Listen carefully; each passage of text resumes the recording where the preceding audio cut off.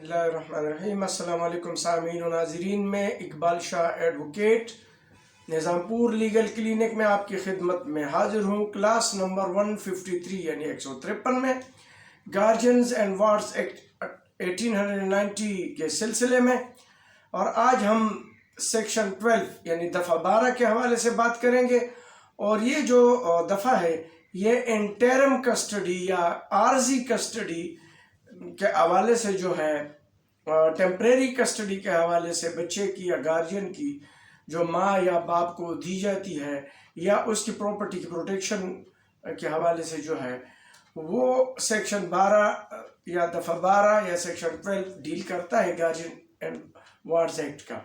ये जब केस चल रहा होता है तो उस दौरान जो है दो एप्लीकेशन दी जाती है, एक सेक्शन 12 और सेक्शन 25। सेक्शन 12 में जो है वो इसके बाद ही जो सेक्शन होता है 13 होता है, जिसमें गवाहियाँ चलती हैं इसी केस के हवाले में से कि पक्की कस्टडी या जो परमानेंट कस्टडी है वो किसको दी जाए। वो केस चलने के बाद सेक्शन 25 में जो है 25 में फैसला किया जाता है। लेकिन इस दौरान जो सेक्शन 12 है वो भी मूव किया जाता है, वो इसलिए कि जो ट्रायल चल रहा होता है इस दौरान वेलफेयर ऑफ माइनर या बच्चे की फलाह बहबूद या बच्ची की फलाह बहबूद जो है वो किसके साथ होना चाहिए, माँ के साथ या बाप के साथ, तो उसका भी फैसला होता है। लेकिन ज़्यादातर जो माइनर बच्चे होते हैं 7 साल से कम, उसकी ज़्यादातर लव एंड अफेक्शन की वजह से माँ को दी जाती हैं, और उससे जो बड़े होते हैं फिर उस पर के ज़्यादातर या तो बाप को दी जाती उसकी कस्टडी या फिर उनके मर्जी पे छोड़ दिया जाता है या फिर खालिस उनके वेलफेयर पे छोड़ दिया जाता है। इसी तरीके से जब सेक्शन 12 हम पढ़ते हैं, पहले हम सेक्शन 12 को पढ़ते हैं, इसको समझते हैं कि कहता क्या है, उसके बाद जो है हम उसकी डिटेल उस पर बात करेंगे। सेक्शन 12 जो है ये कहता है power to make interlocutory order for production of minor and interim protection of person। इसका सब सेक्शन 1 है, the court may direct that the person if any having the custody of the minor shall produce him or cause him to be produced at such place and time and before such person as it appoints, and may make such order for the temporary custody and protection of the person or property of the minor as it thinks proper। Subsection 2 है, if the minor is a female who ought not to be compelled to appear in public, the direction under subsection 1 for her production shall require her to be produced in accordance with the customs and manners of the country। Subsection 3 कहता है, nothing this section shall authorize, clause A, the court to place a female minor in the temporary custody of a person claiming to be her guardian on the ground of his being her husband, unless he is already in his custody with the consent of her parents if any, or clause B, any person to whom the temporary custody and protection of the property of minor is entrusted to dispose of otherwise, to dispossess otherwise than by due course of law any person in possession of any of the property। अब हम इसको समझते हैं कि basically ये कहता क्या है। तो आम लफ्ज़ों में मैं बजाय इसके की जाए मैं आपको प्रैक्टिकली बताता हूँ कि जब भी किसी बच्चे के हवाले से केस किसी वकील साहब को आता है और वो चाहते हैं कि बच्चा या बच्ची जो है खुसूसी तौर पर, तो वार्ड्स का मतलब भी बच्चा होता है, गार्जियन वार्ड्स का, उसके सरपरस्त माँ बाप ही होते हैं, और उनके ना होने गैर मौजूदगी में मैं बता चुका हूँ सेक्शन 7 सेक्शन 8 के हवाले से कि फिर गार्जियन कैसे अपॉइंट होता है। वो आप मेरे जो गुजरे क्लासेस हैं वो आप देख सकते हैं।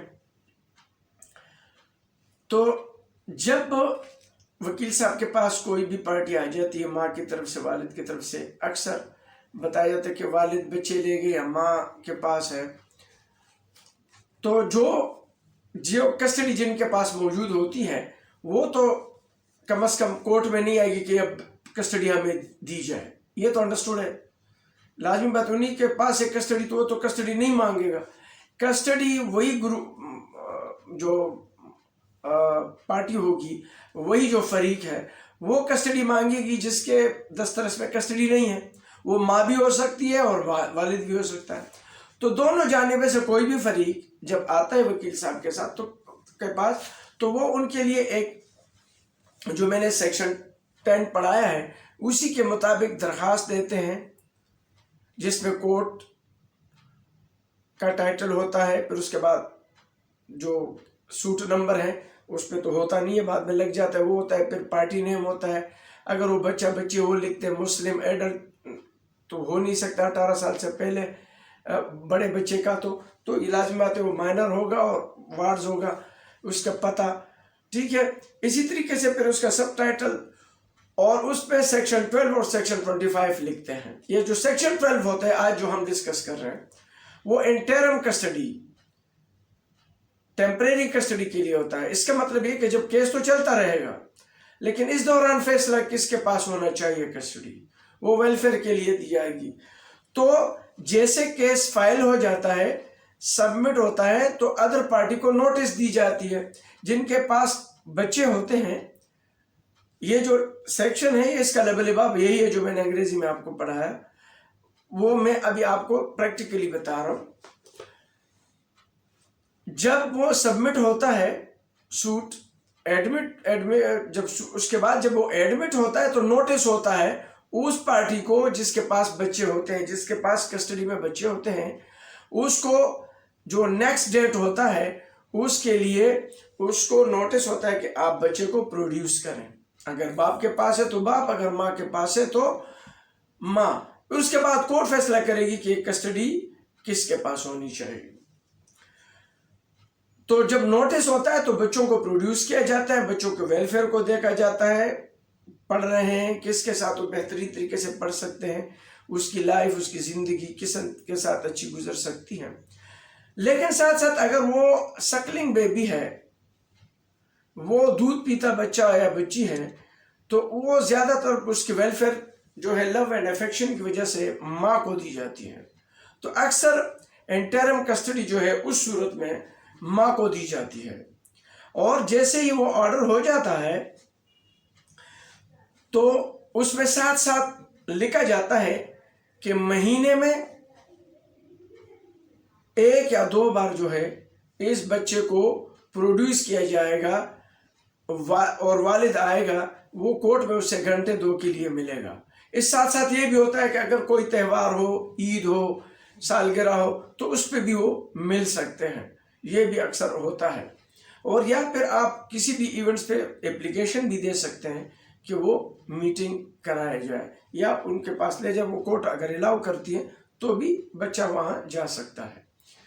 इस तरीके से जब ये अलाउ होता है तो जो आने जाने का खर्चा अगर माँ लाती है तो वो भी वालिद देता है, 300, 400, 500, 1000 रुपये गाड़ी का, तो वो भी वालिद ही देता है।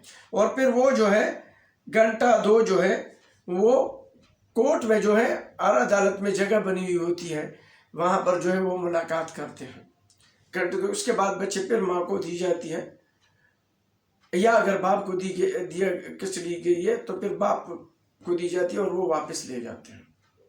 तो ये इंटरम कस्टडी के हवाले से ये जो है ये तरीक़ाकार होता है इंटरम कस्टडी के हवाले से। अब इंटरम कस्टडी के जो लॉ के हवाले से जो कमेंट्री है, इसमें कई लॉज हैं हमारे पास, मुख्तलिफ जो एपेक्स कोर्ट के हैं या हाई कोर्ट के हैं। तो उसमें भी आप जो है बेसिक लॉ है 1999 की, 2004 की, जो कि अभी तक रिपीट हो रही हैं, तो वो आप नोट कर लें।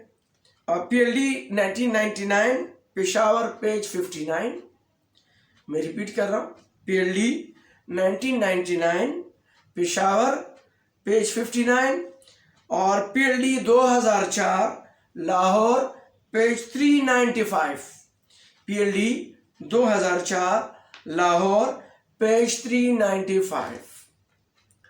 अब इसमें क्या हुआ, जो 1999 का है पेशावर का 59 पेज का, अब इसमें जो है ये 3.5 साल का बच्चा है, माइनर है। ये जो है इंटरिम कस्टडी जो है मां को दी गई थी, और इसके बाद जो है इसको चैलेंज किया गया था कॉन्स्टिट्यूशन पिटीशन में, और बाप ने ये कहा कि इसमें तो कोई एविडेंस ही नहीं चली, यानी सेक्शन 13 जो है वो तो अप्लाई ही नहीं हुआ और उसको दे दी गई कस्टडी मां को। तो फिर हाई कोर्ट ने ये अपहेल्ड किया कि ये जो trial court handed over interim custody of the child to mother, जो मैंने कहा कि मां को दी गई थी कस्टडी, और order of trial court was upheld by lower appellate court. Contention of father was that interim custody was handed over to mother by trial court without recording evidence as required by section 13 Guardian and Wards Act 1890। तो मैंने जैसे कहा कि section 25 के लिए कल जो permanent custody होती है उसके लिए एविडेंस चलते हैं, तो उन्होंने इसमें ये ली कि ये तो गवाही चली ही नहीं, उनको दे दी गई। तो इसमें फिर कोर्ट ने ये वैलिडिटी की, गार्जियन जज was only required to make a probe into the facts so as to enable him to determine where the welfare of the minor would lie. जो गार्जियन जज है वो सेक्शन 12 इंटरिम कस्टडी के दौरान कोई evidence नहीं चलाएगा, वो सिर्फ वेलफेयर ऑफ माइनर देखेगा कि वो किसके पास लाई करता है, किसके पास मौजूद है। Both the court below had found that the child was of 3.5 years of age and as such required love and affection of mother at that tender age। जैसे मैंने कहा कि इसी उम्र में माँ की शफकत जो है, लव एंड अफेक्शन जो है वो ज्यादा चाहिए होती है बच्चे को, तो बच्चे को दे देने चाहिए। मदर हैड नॉट मैरिड, और वो चूंकि दूसरी जगह शादी भी उन्होंने ही की थी, and as such was a natural guardian of the minor, और वो कुदरती गार्जियन है बच्चे की, being below the age of 7, जिसकी उम्र 7 साल से कम हो, जो ऑलरेडी मैं अभी पहले बातों में आपसे कह चुका हूँ। No good reason was shown by petitioner father as to why temporary custody of the minor should remain with him in the presence of mother। तो वो कहते हैं कि जो बाप ने ये बात उठाई है तो वो गलत कह रहा है, ये वो सही नहीं बता रहा कि उसकी प्रेजेंस में उसको क्यों दे दी गई। No illegality could be shown in order of court below constitutional petition on dismiss in lemony। और नीचे जो कोर्ट थी उन्होंने कोई गलत बात नहीं की, इसलिए उन्होंने ये डिसमिस किया। यह है PLD 1999 पेशावर पेज 59। ये बहुत ही यूँ समझ लें कि बुनियादी जो है अथॉरिटी है, फैसला है, इसको भी आप नोट कर लें। इस तरीके से जो मैं PLD 2004 का लाहौर 395 का वो भी आपके सामने गोशे गुजार करता हूं। ये भी constitution petition interpretation of section 12, section 12 को इंटरप्रेट किया है गार्जियन वार्ड्स एक्ट 1890 का। Protection of minor interim custody, यानी जिस तरह मैंने कहा कि सेक्शन 12 को पढ़ के आपके सामने सुना है, जिसमें बच्चे को लाया जाता है इंटरिम कस्टडी के लिए। लीगलिटी, इसमें जो कानूनी मुशगाफियां हैं, pre condition of urgency required of grievance of the petitioner that interim custody of the minor was given to the mother by the guardian judge despite the fact that welfare of minor lay with the paternal grandmother who was of a sound financial position, and that in the absence of precondition of urgency power under section 12 of Guardian and Wards Act could not have been exercised validity। इसमें भी यही क्या गया कि चूंकि ये जो है अर्जेंसी में क्या गया और इसमें सेक्शन 12 जो है वो इसकी एक्सरसाइज नहीं किया गया अच्छे तरीके से, लेकिन कोर्ट ने किया, no bar was placed upon the guardian जज। वो कहते गार्जियन पे कोई ऐसा बार नहीं होता। Who had who had paternal jurisdiction over the minor so exercise power under section 12 of the act even in the absence of urgency. Section 12 of the act called for liberal interpretation and in the interim arrangement for the custody of minor could not be fettered with the precondition of urgency. तो ये है कि इसमें welfare को जो है देखा जाएगा और इसमें जो फैसला किया गया है, जो भी फैसला किया गया सेक्शन 12 के हवाले से, इसमें जो है PLD 2004 लाहौर 395 का है, ये भी बिल्कुल जो हाई कोर्ट है उन्होंने कहा कि नीचे गार्जियन वार्ड ने सही फैसले दिया है। इसी तरीके से जब हम आगे बढ़ते हैं, इसको हम मज़ीद इस सेक्शन को पढ़ते हैं तो और हम पे जो है सामने आ जाती है बात, वो सामने बातें आ जाती है और वो है एक और PLJ 2006 लाहौर 658, ये भी नोट करें। ये भी सेक्शन 12 में माँ को दिया और लव एंड अफेक्शन, और इसमें भी यही क्या कि none else could look the minor better than the real mother, यानी असल माँ के बगैर कोई भी जो है, नन एल्स कुड यानी माँ के बगैर look the minor better than the real mother, माँ के अलावा कोई भी जो है बच्चे की अच्छी तरीके से देखभाल नहीं कर सकता। As there was no substitute, और उसका कोई मुतबादल नहीं होता, एंड पैरेलल, ना उसका कोई मुआवजा कर सकता है to mother's love and affection, कि वो माँ की मोहब्बत का जो है वो मुतबादिल हो ही नहीं सकता।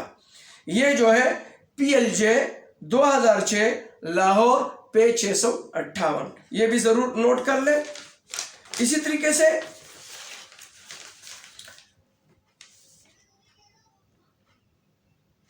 जब हम आगे बढ़ते हैं और इसी सेक्शन को मजीद हम एक्सप्लेन करते हैं और समझते हैं, तो जो हक़ हिज़ानत की बात आती है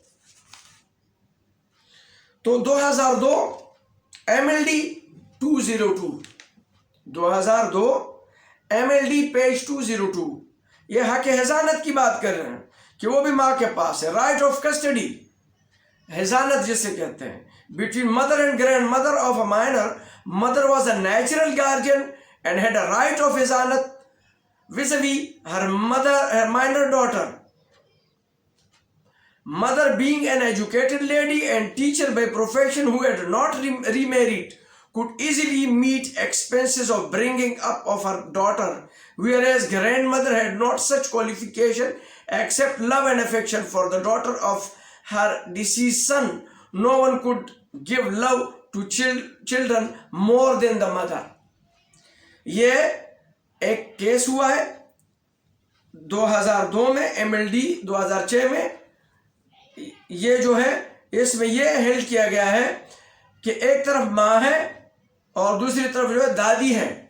दादी ने बच्चे की मायना वो कस्टडी वो की, तो कोर्ट ने कहा कि नहीं, चूँकि जो माँ है वो पढ़ी लिखी भी है, वो इसके खराजात भी बर्दाश्त कर सकती है और मोहब्बत भी दे सकती है, और जो दादी है वो पढ़ी लिखी नहीं है, लव मोहब्बत वो दे सकती है लेकिन पढ़ी लिखी नहीं है, और माँ जो है मोहब्बत भी दे सकती है, पढ़ी लिखी वेलफेयर भी वो कर, लेकिन माँ का लव एंड अफेक्शन जो है वो दादी से ज़्यादा है, वो नेचुरल है। तो इसमें भी जो है माँ को वो दे दी गई है कस्टडी। इसी तरीके से PLD 2004 लाहौर पेज 395, जो मैंने कहा उस पर भी दोबारा उसको जो है रिपीट किया गया है कई बार, जो मैं बता रहा हूँ कि वो बेहतरीन लॉ है वो उसका कोर्ट का। और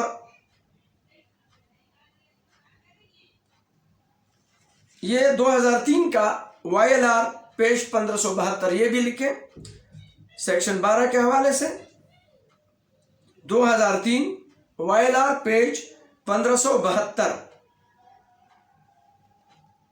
और इसमें custody of minor high court and constitution jurisdiction could not pre-empt jurisdiction of guardian जज। ज़हन में रखें, ये बहुत अहम बात है,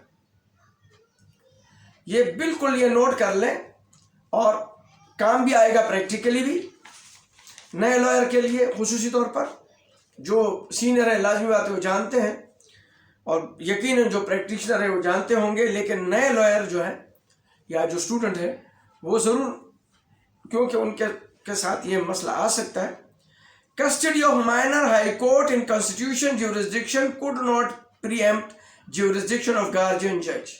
आप गार्जियन केस में डायरेक्ट हाई कोर्ट में नहीं जा सकते कॉन्स्टिट्यूशन पिटीशन में, ये आप गार्जियन कोर्ट में जा सकते हैं। ठीक है, 2003 वायलार 1572। अगर इस सिलसिले में कोई गया और आपको केस आप उसके अगेंस्ट आए तो आप उसको कि केस को चैलेंज कर सकते हैं, क्योंकि गार्जियन कोर्ट मौजूद है तो आप डायरेक्ट पिटीशन में नहीं जा सकते। इसी तरीके से जब हम आगे बढ़ते हैं इसी केस के सिलसिले में, सेक्शन 12 की सिलसिले में, तो हमारे पास 2003 MLD पेज 1002 यानी 1002 2003 MLD पेज 1002, ये भी आप ज़रूर नोट करें। इसमें जो है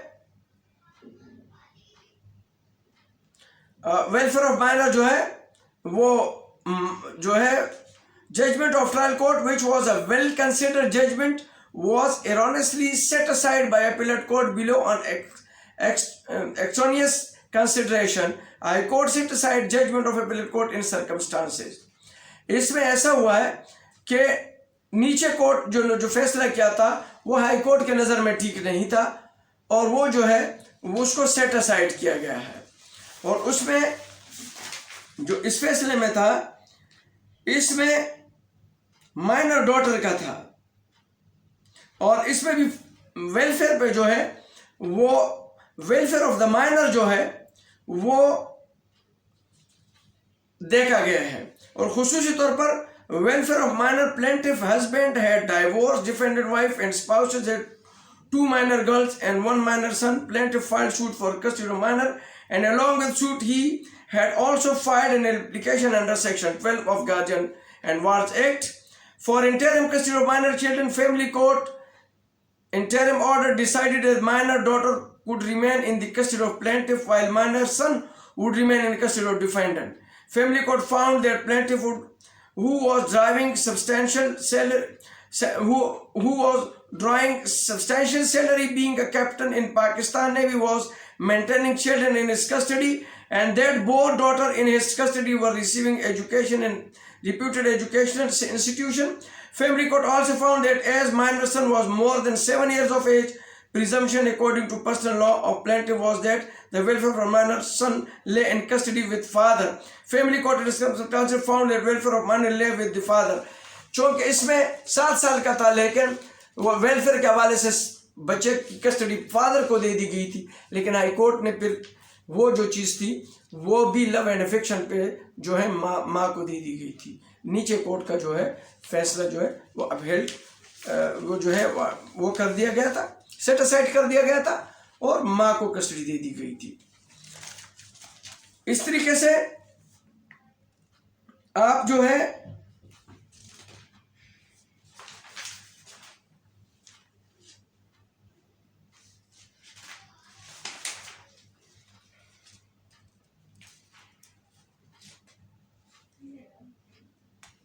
PLD 2004 लाहौर पेज 395 है और 2003 YLR 1572। ये भी बार बार जो रिपीट हो रहा है इसको आप ज़हन नशीन करें। और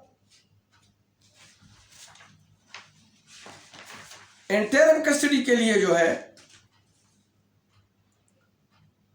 2003 YLR पेज 2588 2528, ये भी आप ज़हन में रखें। 2003 ACMR 181 और 1986 MLD 1483, ये 3 नोट करें खुसूस पर। 2003 ACMR 181 184 और 2003 YLR 2528, 2003 ACMR 184, 2003 YLR 2528। ये जो है ये भी आप ज़रूर, ये भी जो है माइनर की कस्टडी जो है वो वेलफेयर के उस पर custody of two minor girls. Petitioner is grandmother of minor. She is claiming custody of minor girl who was with respondent, whereas respondent claiming custody of other minor girl who was with petitioner by filing petition against each other before guardian judge. Guardian judge accepted petition of respondent mother and ordered that custody of minor with petition should be given to respondent during pendency of main petition. This order was appealed against by petition, was dismissed by ADJ. Petition filed by petitioner also dismissed. Minor at present is about 10 years old. The order passed by the court below do not suffer from any illegality. Therefore, no case has been made out for interference by this court under Article 185 of the Constitution. Petition dismissed.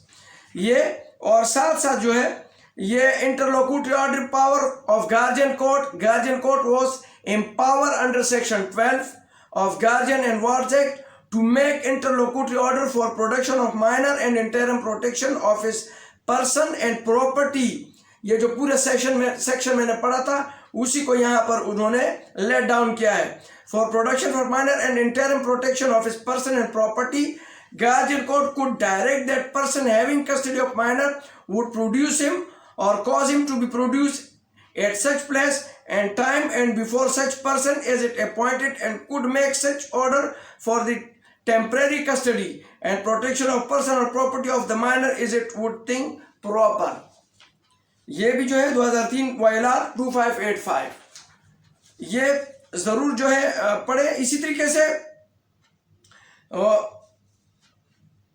Temporary custody के हवाले से कई जो है ज़हन में ये रख लेना कि एप्लीकेशन फॉर कस्टडी और for appointment of guardian of same person about 18 years of age not maintainable. अगर बच्चा 18 साल से ज़्यादा हो तो ये मेंटेनेबल नहीं है. और इसके लिए आप जो है PLD 1978 लाहौर और पेज 932 और 1978 लॉ नोट्स 663 ये बुनियादी वो है लॉ है जो अब तक रिपीट हो रहे हैं और इसी का हवाला दिया जाता है. इसी तरीके से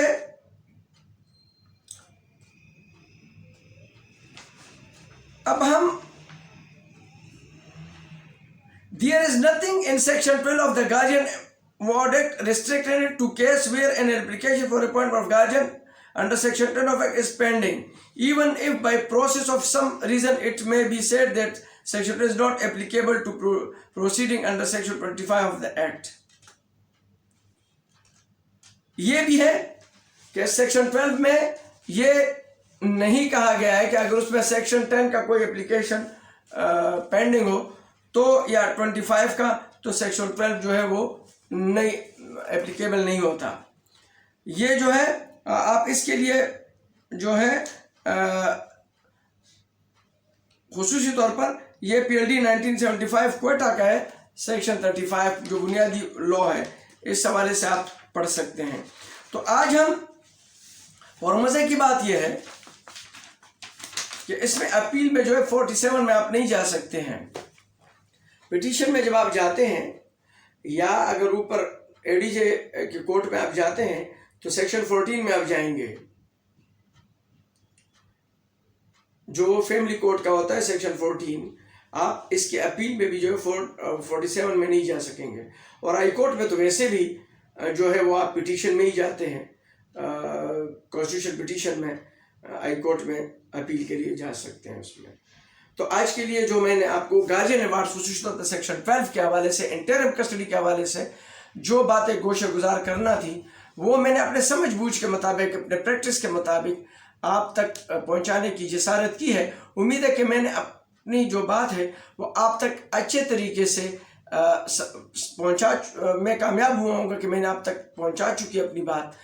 और साथ साथ मैं जाते जाते ये भी बता दूं कि अगर आप मेरे चैनल में नए हैं तो आप मेरे चैनल को लाइक भी करें, सब्सक्राइब भी करें और साथ साथ बेल आइकन को भी आप प्रेस करें ताकि मेरे आने वाले वीडियो आप तक मिलते रहें.